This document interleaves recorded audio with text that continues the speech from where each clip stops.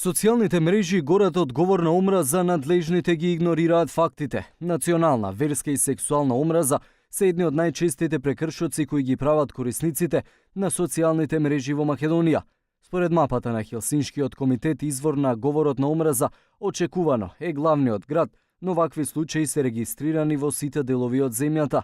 Од почетокот на годината до сега регистрирани се најмалку 70 случаи на говор на омраза. Се бележи дупло зголемен број, така да што ние се соочуваме со верификувани пријави од прилика 45 случаи на месечно ниво, каде што правниот тим во Хелсиншки комитет ги детално ги анализира, значи мораме да ги верификуваме дека навистина овие представки содржат елементи на говор на омраза и потоа во нашите месечни билтени ја информираме јавноста и надлежните институции. Поглаварот на Ива Зареджепи и новинарот Неделковски се едни од истакнатите личности кои јавно ширеа говор на омраза. Реджепи на верска, национална и етничка припадност, а слично и Неделковски. Овие случаи на говор на омраза особено се инспирирани од јавни личности на социјалните медиуми, како што беше сегашниот случај со Резот, каде што Хелсиншкиот комитет поднесе представка за употреба на говор на омраза, каде што лично на јавен настан врз основ на верска нетрпеливост